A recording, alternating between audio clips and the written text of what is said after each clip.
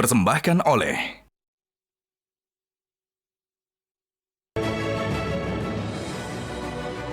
Selamat malam para pemirsa, ketemu lagi di Hot Room dengan saya, Hotman Paris.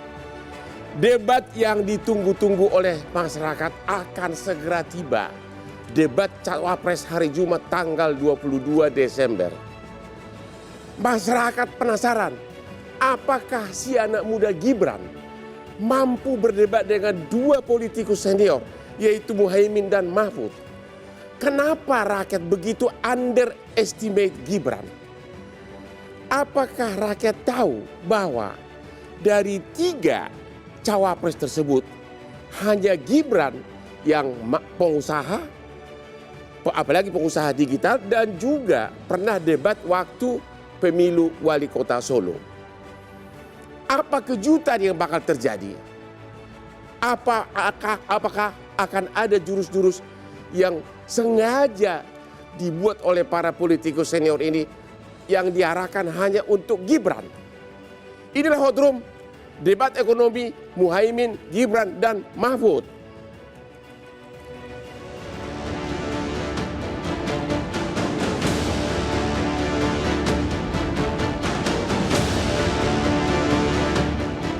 Debat kedua pemilihan Presiden 2024 yang melibatkan 3 calon wakil presiden sangat dinantikan masyarakat. Mengambil tema ekonomi, keuangan, investasi pajak, perdagangan, pengelolaan APBN, APBD, infrastruktur, dan perkotaan.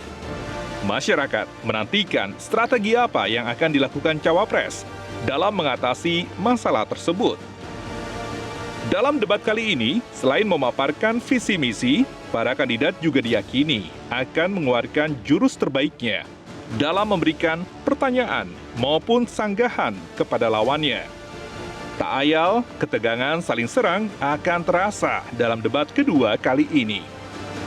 Apakah dalam debat kali ini, para cawapres mampu memberikan jawaban dari kebutuhan dasar yang dibutuhkan? Dan apakah debat kali ini akan memiliki dampak elektabilitas terhadap paslon, serta dapat meyakinkan pemilih yang masih bimbang untuk menentukan pilihannya?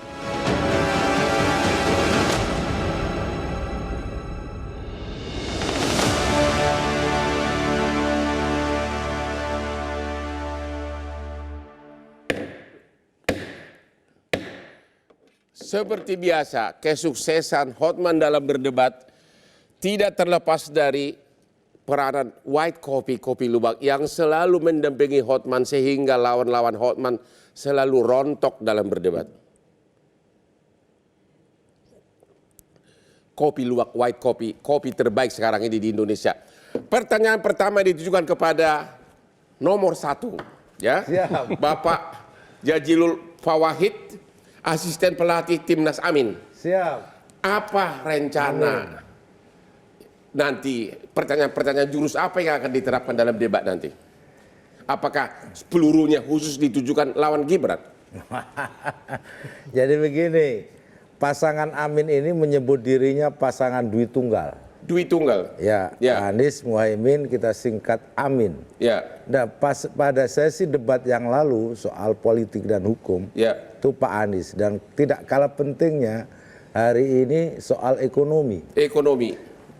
Kalau politik ibarat jantung, ekonomi ini darahnya. Ya. Biasanya di negara-negara maju justru yang menyampaikan visi soal ekonomi itu capres.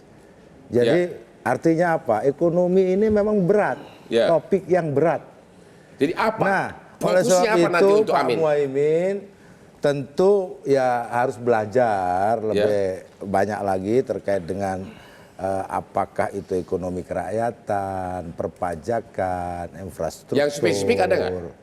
Yang jelas begini, Pak Muhaimin ini sejak usia 32 tahun itu sudah menjadi wakil ketua DPR bidang Korindakbang. Umur 43 tahun menjadi Menaker Trans. Saya yakin itu semua punya kaitan dengan ekonomi. Namun kan ekonomi kekinian, update terhadap perkembangan, itu pasti harus Pak Muhaimin pelajari. Apalagi posisinya ini adalah visi perubahan. Ada nggak pertanyaan khusus yang ditujukan untuk menjatuhkan Gibran? Untuk apa menjatuhkan? Kan ini kan debat, memang tujuannya saling menjatuhkan, walaupun lebih berbudaya gitu loh. Begini, nggak ada untungnya juga menjatuhkan karena publik sudah tahu. Ya. Kira-kira saat inilah Mas Gibran ikut debat. Oke. Secara resmi kalau Pak Muhaimin kan ikut debat di televisi, di kampus. Makanya orang menunggu sebenarnya debat cawapres ini menjadi lebih hot. Lebih ditunggu-tunggu ya. Karena di situ ada anak presiden. Benar. Yang konstitusi dirubah untuk memberikan jalannya. Publik akan melihat seberapa cerdas. Nah, sementara ini urusannya kaitannya dengan ekonomi. Sebab apa? Ini kan keberlanjutan. Nah, keberlanjutan ini kita lihat dari pertumbuhan ekonomi dalam 9 tahun ini nggak sampai targetnya. Itu yang mau dilanjutkan.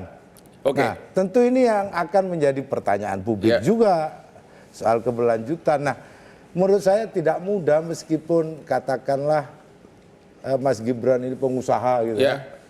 Punya banyak sektor usaha, martabak lah, apalah macam-macam. Tetapi ngurusin perusahaan dan ngurusin negara suatu yang berbeda. Oke. Nggak sama itu. Terima kasih. Pak Edi Suparno. Ya. Apa persiapan? Satu pertanyaan khusus untuk tim ses nomor 2 nih. Selama ini Gibran itu seolah-olah dibuat underdog. Itu sengaja enggak seolah-olah tidak mampu. Tapi nanti pada waktunya baru cos gitu loh. Emang sengaja nggak pura-pura underestimate, tapi pada waktunya diledakkan ternyata mampu? Saya kira tidak perlu kita sengaja atau tidak sengaja. Persepsi masyarakat mungkin dari awal sudah demikian. Ya, persepsi benar. Bahwa Mas Gibran paling muda, rekam jejaknya mungkin tidak sepanjang para cawapres yang lainnya. Ya, tetapi bukan berarti bahwa Mas Gibran itu tidak bisa belajar dan belajar cepat. Ya. Saya kira kecerdasannya di atas rata-rata. Ya. Ketika kita berbicara tentang hal-hal menyangkut ekonomi, investasi, keuangan, perpajakan, APBN dan lain-lain, begitu cepat beliau menangkap. Dan ternyata dia dari 2 universitas ya. Betul. Dari Singapura dan Australia. Dan satu kampus sama saya dari Sydney, UTS, University of Technology. Ya. Jadi pemahamannya juga sangat cepat untuk mendalami hal tersebut. Dan akan difokuskan pada hal-hal yang langsung menyentuh isu-isu kerakyatan seperti misalnya lapangan kerja, investasi sebentar, lapangan kerja. Kita lihat dulu nih. Kan selama ini kan seolah-olah Gibran ini underdog. Coba lihat dulu, mampu nggak dia berdebat? Lihat dulu waktu debat Wali Kota Solo. Baik, terima kasih. Assalamualaikum warahmatullahi wabarakatuh. Bahwa Solo saat ini memiliki 2 tantangan besar yang harus kita hadapi. Tantangan pertama adalah masalah COVID. Masalah COVID ini dampaknya bukan hanya ke kesehatan, tapi juga ke ekonomi. Tantangan kedua, yaitu adalah keberlangsungan kota Solo sebagai kota budaya yang modern. Seperti kota-kota lain. Ini pertama kali saya lihat Gibran berdebat ternyata mampu, mirip bapaknya lagi.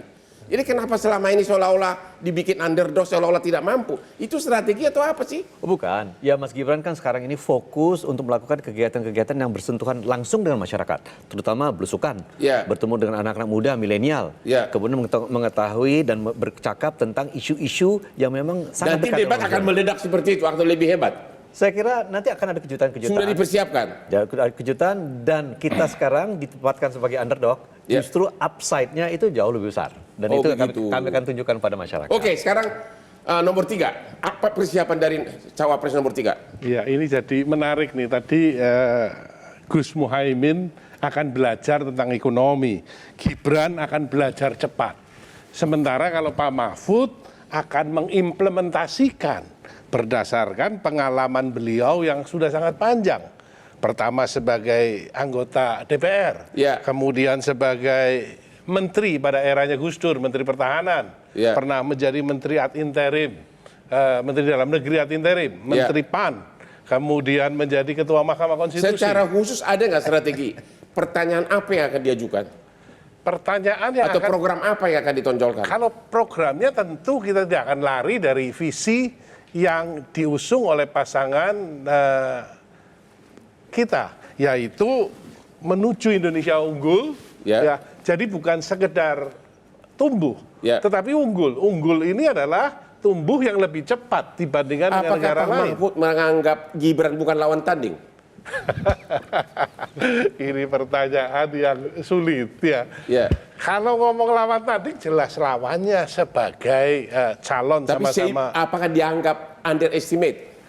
Kita tidak pernah mengunderestimate seseorang, tetapi masyarakat nanti bisa membandingkan antara seorang guru besar, profesor, mantan menteri, mantan anggota DPR, mantan ketua Mahkamah Konstitusi, dengan seorang wali kota yang punya masa jabatan baru 2 tahun. Jadi Anda mengatakan terlalu hebat Mahfud dibanding Gibran? Nanti masyarakat yang akan menilai, di dalam debat pasti akan kelihatan. Ada secara khusus nggak? Belum dijawab. Secara khusus yang mau dicanangkan apa kira-kira? Tentu. Melihat yang sekarang kelemahan apa yang dia mau tonjolkan yang harus dirombak apa? Kita tidak akan menyerang pada sisi kelemahannya, tapi kita menonjolkan kita punya program, yaitu ekonomi yang berdikari. Kemudian mengenai ekonomi syariah. Mengenai produk halal, Indonesia akan menjadi pusat produk halal dunia. Ini peluangnya besar sekali karena the biggest Muslim population in the world. Ini peluang yang belum selama ini dikembangkan secara optimal oleh pemerintahan saat ini. Bisnis halal ya? Yes. Oke, Muhammad Faisal, apa komentarnya terhadap yang 3 tadi? 1 disebutkan apa tadi? Gampang belajar, ini sudah pengalaman, ini lebih pengalaman. Ya memang menarik Bang Hotman karena ini tentang ekonomi, tapi saya sepakat tadi. Ini tentang ekonomi tapi yang membahas biasanya kan capres. Ini sekarang cawapres gitu. Cawapres. Nah jadi menariknya itu karena ini cawapres dan temanya adalah ekonomi ya. Saya setuju kalau memang dianggap ini salah satu topik yang paling menantang ya. Dan bukan hanya menantang sebetulnya karena cakupannya kan yang debat kedua ini bukan cuma ekonomi per se. Ya jadi dari ekonomi digital, ekonomi kerakyatan sampai ke infrastruktur dan lain-lain. Itu jadi tantangannya untuk yang jangankan yang baru yang sudah berpengalaman saja itu ya belum tentu bisa menguasai semudah itu gitu ya. Tapi tidak berarti juga bahwa misalkan yang muda itu lantas kemudian tidak bisa berdebat ya. Jadi Anda melihat kira-kira dari 3 cawapres ini yang bakal pemenang siapa? Ini memenangkan debat ini susah dinilainya karena menang debat sama menang, saya lebih penting sebetulnya adalah nanti bagaimana implementasinya. Karena kalau cuma debat, janji itu udah dari pemilu ke pemilu udah tahu lah. Tahan dulu sebentar, sudah diminta saya untuk istirahat. Temu lagi di Hot Room.